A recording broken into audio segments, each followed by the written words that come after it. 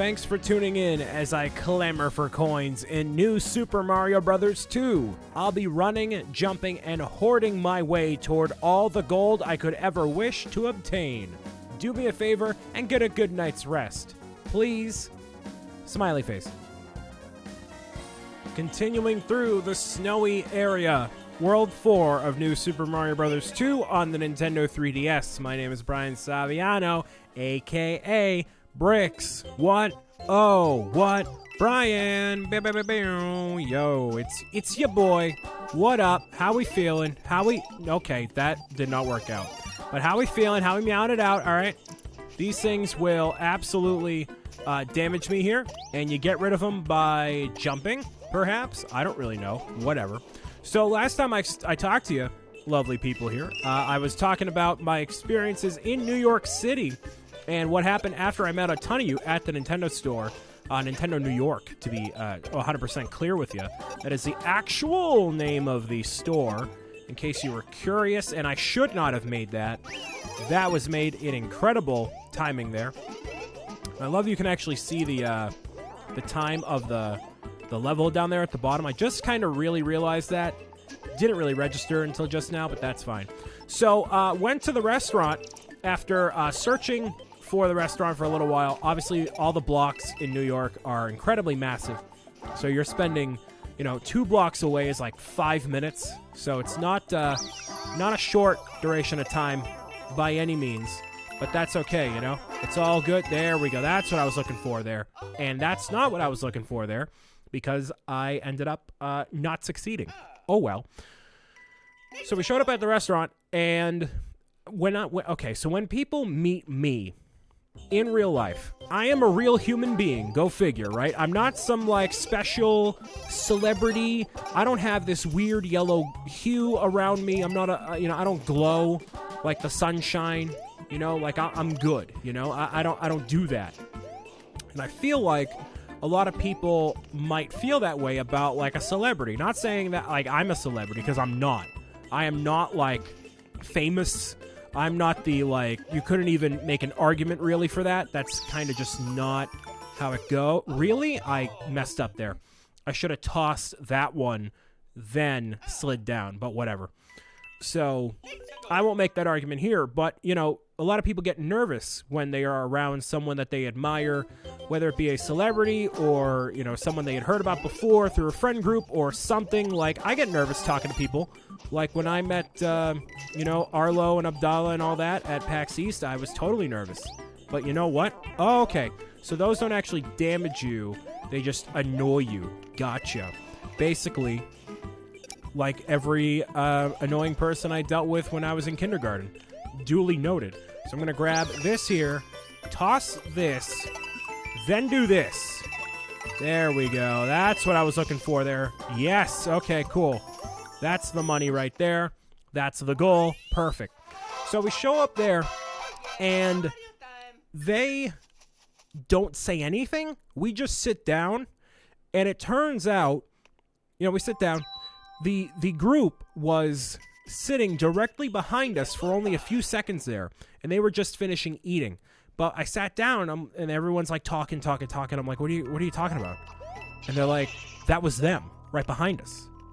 And I'm like, okay, whatever, because I have no stake in this at all. The fact that they were there to me literally doesn't matter. Not that I don't care about the well-being of another human being, I do, but I'm not oh, this is a celebrity here. It doesn't really matter. So they were like, oh, OMG, that's them right there. I'm like, okay, cool.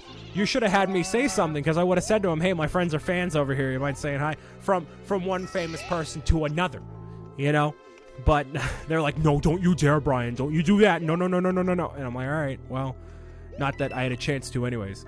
But one of them, accidentally, I guess, hit my chair as they were leaving. And they were like, did you see that, he hit Brian's chair? And, that was actually a topic of conversation with them. They were very, enamored with the fact that one of them accidentally hit my chair. And I'm like, all right, that's not a big deal. But okay, sure, cool. They're just very, very excited about the whole situation. And I was just kind of like, all right, whatever, I'm here. Like, because, these people, they're not very, they're not natives to the language. They don't really get, presumably, a lot of English, which I guess they don't, considering what they had, told me about their interactions with them. Because, like, I couldn't even tell you the name of the band. But, like, they had gone to multiple fan meetups, and they try to understand English, but it's tough. English is a tough language, in case you don't know that. But I was just like, all right, well, it's just another human. It's not like that they're any more special or anything compared to me. It's just kind of whatever. So I wasn't freaked out at all. They were. And I don't like to... pro tip for you, actually. When you are meeting someone that you, like, idolize, look up to, they're a role model or whatever, you always try your very best to whatever ability you can to keep it cool. You always keep it chill. You always keep it, like, not weird. Which, what is the definition of weird? Well, what I have seen, and this is not what happened at the barbecue there. Like, they're chill. Like, and the band recognizes my friends and all that, like, from what they've said. I'm like, all right, cool. So they're not jerks or anything. And a lot of the time, actually, a lot of the bands like that, they can't actually interact with fans because then it sets a precedent, and it's a whole situation. But what happened, like, when I met Abdallah, right? I met him, and they were just, like, I just walked up. And he had, like, a meetup in the front lobby and all that. And I just walked up, and I was like, hey, hi, my name is Brian. Thank you for doing what you do. I really appreciate the content, blah, blah, blah, blah, blah. And I was also like, you always ask a good question. You never ask, like, a boring question or something that is, not cool. You try to keep your composure. But, like, what other people would do, like, there were two other people who were just standing there and not saying anything, And I know a lot of people might have, like, a social anxiety. It's very difficult to introduce yourself to new people and all that. And I have a bit of that sometimes too, It's very nerve-wracking trying to introduce yourself to someone new, especially someone you look up to and all that. I guess I'm trapped down here, sure. So, no, I totally understand.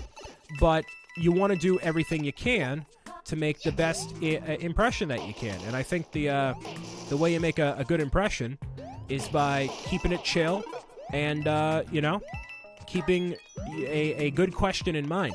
So what you really want to do, another pro tip for you, then I'll get back to the New York story. Whenever you are at a convention or doing something of some kind, like going up to a panel or you're meeting someone you really like or something, always have a good question, like I said before, and that you asked a good question when you're asking the person and they respond with, oh, that's a good question. And this is a pro tip that I hadn't learned from anywhere else. This is kind of what I've come up with. So a lot of the time when you're meeting someone who's objectively famous, right? Let's say, for example, because this happened a while ago, Kevin Conroy. He is the voice of Batman in the animated TV series. Very, very acclaimed voice actor across the board, not just for Batman, but, an objectively famous person. So a lot of people go up to him all the time and probably ask, like, what's your favorite version of Batman that isn't you? What's your favorite Batman comic? What side of the bed do you sleep on at night? Like, what do you smell like? They ask all sorts of questions, right? And you want to make sure that your question stands outside the box. So I've told this story before, but I'll tell it again just in case, just for the sake of the conversation here. So I had said because I was at a convention, Rhode Island Comic-Con, with Ricky a while ago, like a couple of years ago at this point. And he's like, oh, OMG, that's Kevin Conroy, blah, blah, blah, blah, blah. And I'm like, all right, go up there and ask something. And he's like, I don't know what to ask. I don't know what to do. Like, whatever. And I just said, all right. And I told him about the tip about, that's a good question. And I said to him, okay, oops. I said to him, just go up there and you'll think of a question eventually. Because you want to ask a question, but there's going to be 7,000 people that line up there. By the time that, it's your turn to go, you're not paying attention to the other answers. Forget about what they're saying.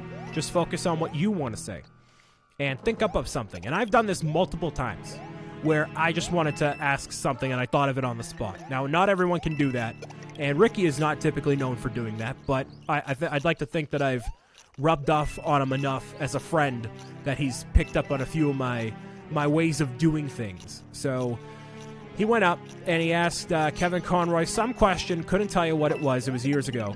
And his response, guess what, was, oh, that's a good question.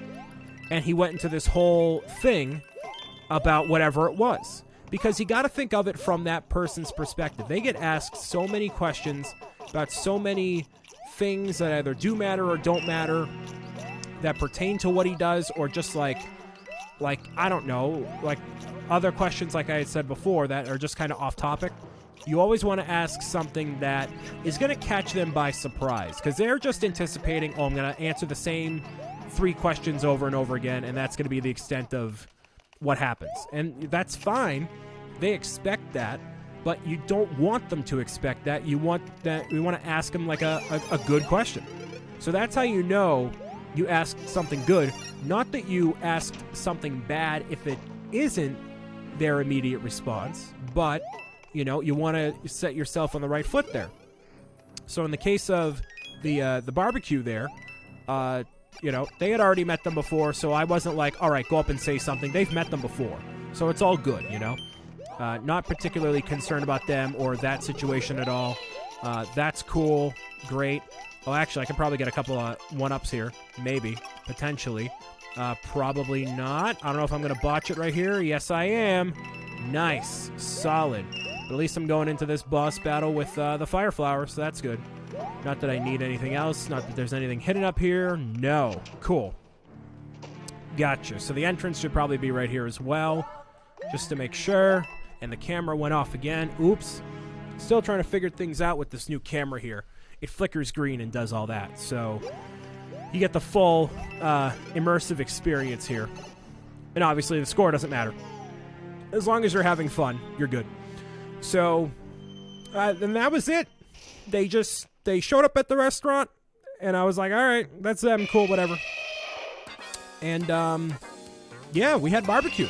And the barbecue was just okay. It wasn't anything too crazy or anything like that. It was just barbecue. I ended up getting chicken teriyaki because I'm very basic. And a lot of the stuff that they were getting, because you basically just order like a bunch of stuff and hope for I can't believe I actually made that. I should not have made that right there. The way it was served was like this table. Obviously, you're eating on a table. Go figure, right? But you're at the table, and there's this big grill in the middle. And the person comes over with the raw meat, the server or whatever, and they just serve up all the food. And they cook it for you at the table. So they're not actually cooking it behind the counter or anything like that. They're cooking it right in front of your eyes, which you might think is a crazy immersive experience. I just say cook it behind the counter. I don't care that it's cooked in front of me. Like, it's raw meat. It's whatever. Like, I'm not like, I wasn't blown away by the concept, but I guess that's how Korean barbecue works. And a lot of the, I totally messed up there, but that's fine. There we go. Just going to keep doing this. And yep, again, messed that up big time, but that's okay. That's fine. As long as I get to talk more about Korean barbecue, it's all okay. So they had like pig belly and all sorts of other stuff, and I'm like, this is kind of gross. I'm down for like trying new things and opening myself up to, different cultures, food and all that, but I'm not a big red meat eater in general, so like things like a lot of cow products, I'm just like, doesn't really do it for me. I'll eat a steak, I'll eat a burger, that's pretty much it. It has to be filet mignon because of the cut. It's not very fatty typically. A lot of this stuff, I could just see the streaks of white fat in the food, and I'm like, that's not great. That's not great. I know it's flavor, but it's not great. It's just not what I'm looking for in my food, regardless of whether it's Korean barbecue or not. So, yeah, I just got chicken teriyaki, call it a day. So, had it, and it was just okay. It's just okay. Nothing too crazy about it. The real best thing about it came after dinner. Now, I like to think I don't want to act like a tourist when I go places. I'd like to, as much as I can, immerse myself in the culture of the city wherever I'm at. You know, I want to make sure I blend in, which I'm not going to blend in. But I don't want to make it totally obvious that I'm a tourist, even though I did go to the top of the Empire State Building and do all that. But usually, like, oh, don't go to, you know, this tourist trap of a place because that's not where the real Bostonians or New Yorkers go or all that. I don't want to be that guy. I want to go where the real people go, you know? So I usually don't do that. I usually am not a tourist. In this case, I am. So, and I don't know anything else, and I'm just kind of rolling with it. So there's a place in New York, Times Square, called Junior's, in which they sell cheesecake, and it's actually incredibly good cheesecake. And that's where I went after I got Korean barbecue. I got dropped off by the train, and I just went right down to Times Square, which was only a couple of blocks away at that point. And I got some wicked good cheesecake, and it was fantastic, and I thoroughly enjoyed it. Got this, actually, I didn't enjoy it as much as I thought, so I just lied to you right there, sorry. I got this chocolate mousse cheesecake, which only a portion of it was actually cheesecake. The rest was chocolate mousse, go figure, right? But then the back, like the actual so like when you look at a cake, the outside, whatever, that was all like chocolate chips and like fudge, almost fudge-like dense chocolate. And man, was it like delicious, but man, was it just like a lot of sugar. Just like dumping sugar into my mouth. And as much as I love that, it's like, man, I feel like that wasn't the best plan, you know? And it turns out, ladies and gentlemen, too much sugar can be a good thing. It can be a bad thing, I'm sorry. Too much sugar can be a bad thing. Let me clarify that for you all here. All of you who are like, oh, but sugar is fantastic. I want to eat Cheetos all the time. Like, yeah, you shouldn't. You really shouldn't do that. And I don't know if it's because I'm just older and I get it now and my body's like, this is kind of gross, or if it's like always been that way and I'm just now realizing how kind of gross it is. But like, man, like there's a point where like you have too much sugar and it like burns your mouth. Ouch. Just like I wish it burned the mouth of that big purple blooper, but whatever. So it turns out, yeah, it can't be too much eventually. And it was way too much in that moment. And I'm not saying I regret it, because I don't. But I wish I'd gotten something else. And I'm certainly not going to go back to Junior's and get a second slice of cheesecake to compensate for me not liking the first piece. I did that at PAX, where I ordered chicken fingers because I thought they'd be good, because I got them last year and they were good at the convention center. And it turns out the chicken tenders were spongy, which is not an adjective you want to use to describe chicken fingers in any sense of the reality. So that was not great. And I ended up getting chicken with rice from Chicken and Rice Guys. Go figure. Original name for the vendor there. But yeah, it was decent enough. Cheesecake I only get at Cheesecake Factory once every 6 months, or when I go to Junior's in Times Square.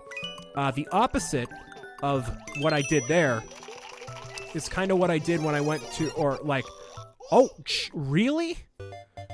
I guess you can't hit that purple blooper when he's having his mouth open, so you can't burn his mouth like he's just trying to eat some soup there. Okay, sure. So, where I go in Boston for dessert is actually not the tourist trap that, I go to for Junior's, which it is a tourist trap, but it is objectively good, which a lot of the New Yorkers, like a lot of friends that I know that are New Yorkers are like, oh, you went there? That's a good choice. You know, it's not the worst choice for cheesecake or anything like that. It's definitely where tourists go, but it's not too bad. So, and I guess I'm just not getting that. I got to go through the other warp pipe, but I don't feel like doing that. So, whatever. There we go. Probably this way. Yes, of course. Because obviously it's the difference of the two there. I'm too lazy to grab the coin. So I'm just going to continue on. 1, 2, 3, 4, 5, 6, 7, 8, 9. There we go. 2 1-ups. Up to 67, by the way. So where I go for dessert in Boston is not Mike's Pastry, which I had met quite a few people throughout the weekend at PAX who were like, oh yeah, Mike's is the place to go, right? And I'm like, wrong. You're wrong. That's the tourist trap. Don't go there. All right? You can separate the boys from the men, the gals from the women, the tourists from the locals, depending on where you go for your pastries in the north end of Boston. Don't get it twisted, ladies and gentlemen. Take it from your boy, BricksOBrian. If you're going to learn any lesson from me at all, ever, do not go to Mike's Pastry. Nothing against the people that work at Mike's. I'm sure great people, tremendous people, lovely people. But I can't believe I made that. That's incredible. Go to a little place called Bova's. Bova's is open 24/7, 365. And when I say that, I mean it. For better or worse, depending on how you feel about it. I don't know if I even like it. But they are open like Thanksgiving and Christmas and everything like that. They are there to provide all sorts of pastries all night long. They accept credit card. They take cash. And they have not paid me to say that in any capacity. That's just me saying that for the sake of saying that. I have been there multiple times, akin to Cane's, really, at like 3 o'clock in the morning with my friends. And as much as I should not be endorsing sweets that late at night, I can't help but suggest it, man. It's great stuff. So if you're an adult that is in charge of your own life, you live your best life and go to Bova's, all right? Tell them your boy Brian Saviano sent you. They'll give you anything you want, 99% off. I guarantee it. I guarantee that they'll... okay, oops. They'll literally let you take anything you want to for free. I'm obviously kidding. Don't do that, because that would be stealing. And I don't recommend you do that. So don't do that. So, yeah, that's where you go. And I know very well that's the place to go. But a lot of people were like, oh, yeah, we'll go to Mike's. It's like, no, they don't take cards as far as I know. And it's like, man, this is 2020. All right, I want my pastry place to take Bitcoin. I want them to take, my credit card, the chip. I want them to take anything and everything. Whatever way is easiest for them to take my money, please take my money, None of this cash nonsense. You can pay the 0.8% credit card fee for your stuff if it means people can use credit cards, all right? Relax. So, hey, they might take cards. I don't know. I don't go to Mike's or Modern Pastry. Mike's and Modern are the main two that people think to go to. I cannot endorse anything except Bova's for that reason. But, yep, and hold on. Wow, all the boss battles here are incredibly easy. You literally just wait here. Just wait right here. And then, nope, hold on. Boop. That was easy. You literally don't see even the entirety of the boss battle, dude. Like, you don't even see like a third phase or anything like that. It's just, boom, done. Whatever. So, all right. That's it for World 4, ladies and gentlemen. There's 2 worlds left, allegedly. I have not seen... yeah, there's 2 more after these next 2. So I don't know how to access the other 2. I might look that up, but we might just see where the game ends up taking us here. Because clearly we've already, skipped by them. I don't know how. I don't know why. But okay. And obviously before the cloud level before the final level is the cloud level. So yeah. New world available there. I want to thank you guys and girls for listening, watching, tuning in, and meowing it out with me as always. My name has been Brian Saviano, a.k.a. BricksOBrian. I'll see you again next time for more new Super Mario Bros. 2 on the Nintendo 3DS. Peace out. Bye.